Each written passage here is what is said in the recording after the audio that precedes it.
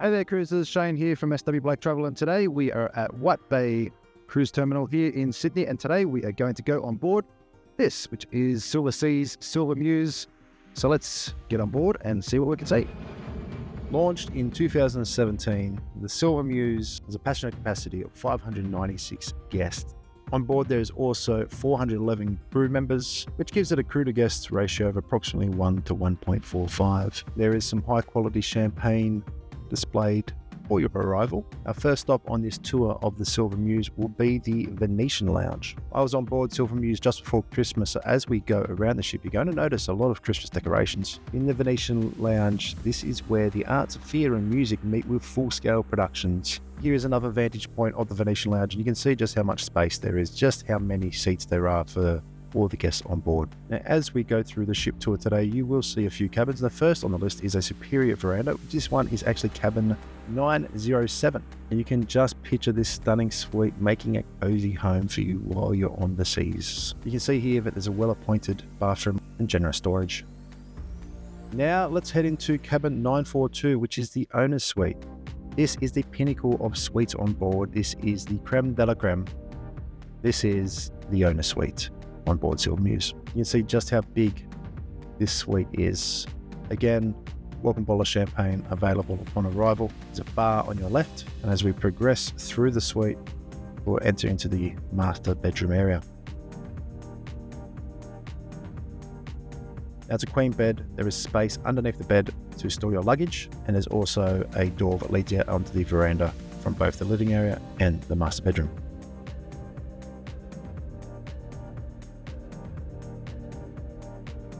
As we turn around, you'll be able to see the dressing area, dressing room, as well as the storage space. Again, generous storage. The master bathroom, very big, well-sized bathtub there. Also a giant shower with a rainfall shower head.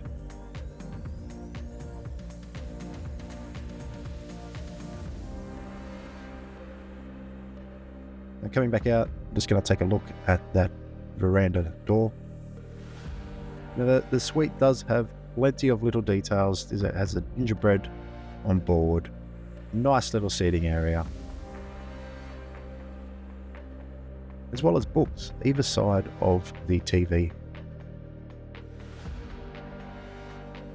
Take a quick look at the view or the outlook from the veranda.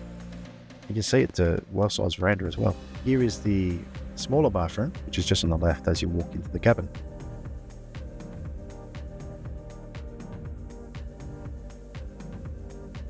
Closer look at the books and the bar. Now, let's head into cabin 937, and this is a silver suite. And my first impression of the silver suite was it felt a bit like a maze. It's kind of, you walk in, it's a long hallway.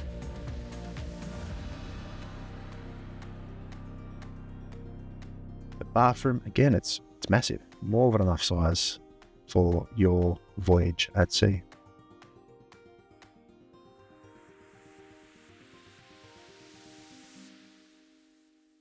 Heading back out, you can sort of see here the rabbit warren almost, or the maze of heading through the suite, through the bedroom, into the living area. Turning around, you can see the coffee station / bar. Heading out to the veranda, again, massive private veranda, a bit better view on this side of the ship when you're docked at White Bay Cruise Terminal. And here, as we leave the suite, you'll be able to see just how long that hallway is.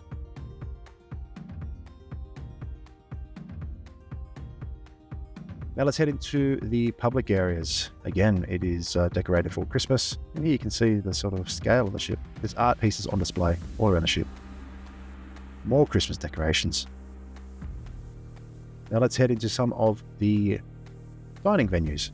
Here we have Kaiseki, which is one of the specialty dining restaurants on board. Staff tell me that it seats around 30 people, so there is an additional cost for this dining venue.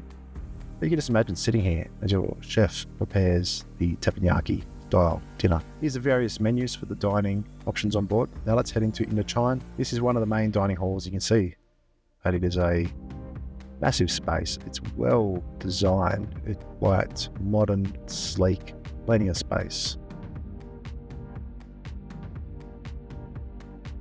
See the various table sizes as well, from small intimate settings to larger group style seating.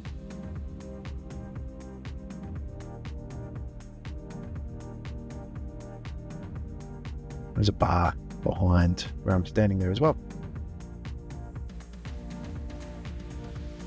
Now let's head into Atlantide, which is on the opposite side of the ship.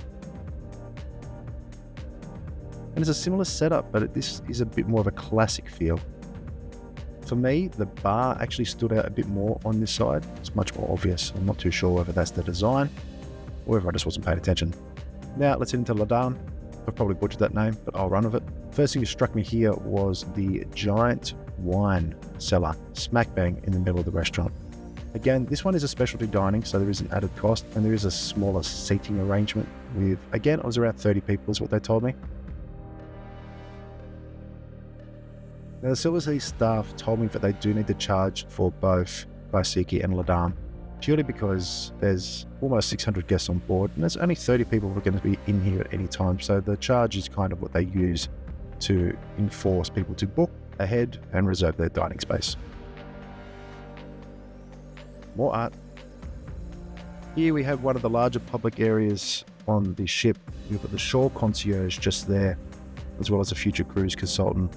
Just behind me here is where the reception is, or where guest services is. And here we're going to head towards the main bar. So you can see the lobby area here, the main bar area, offers a lot of space for all guests on board to spread out and find their own spot to relax.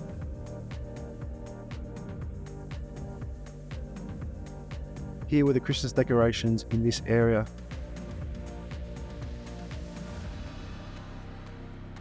Now let's head into the spa.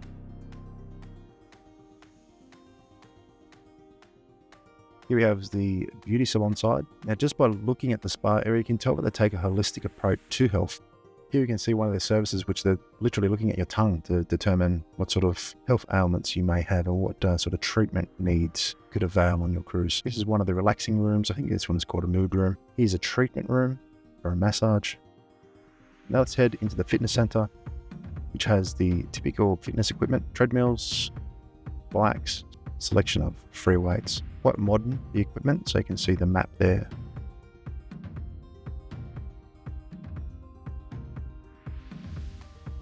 This is a group exercise area where you can take some exercise classes whilst on board. And there's Normatec recovery gear, which if you know fitness and health, Normatec is a very good brand. Here's another treatment room and another treatment room. You can see the variety in the treatment rooms. This one came over here. This is a kind of a relaxation area near the saunas. And one thing that struck me about the spa area is that it is massive.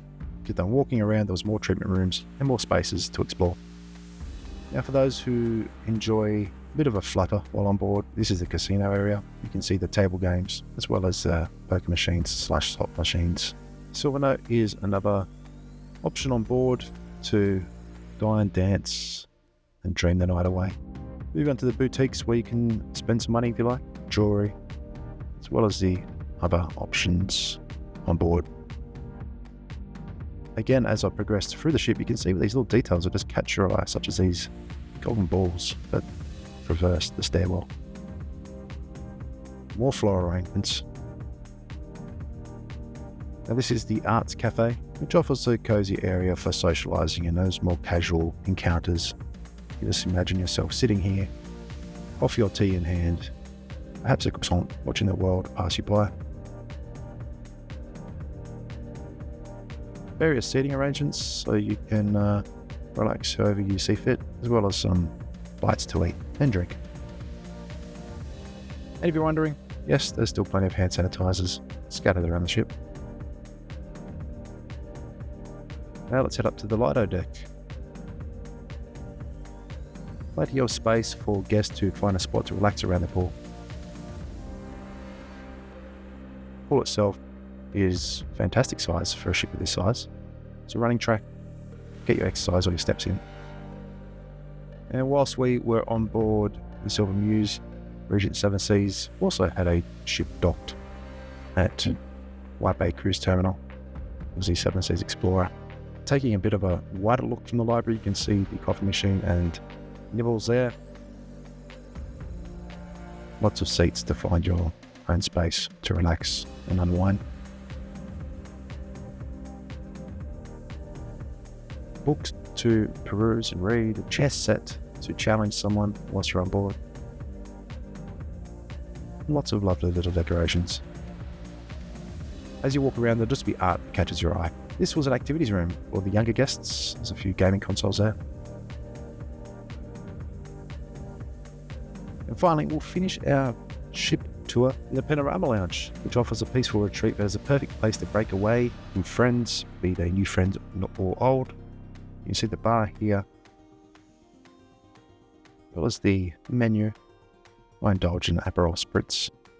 There is plenty to choose from. Let's finish off the ship tour with a few canapes. That's it. So thank you for joining us for this ship tour on board Silversea Silver Muse. Don't forget to like, subscribe, drop any questions you may have into the comments. And until next time, keep cruising.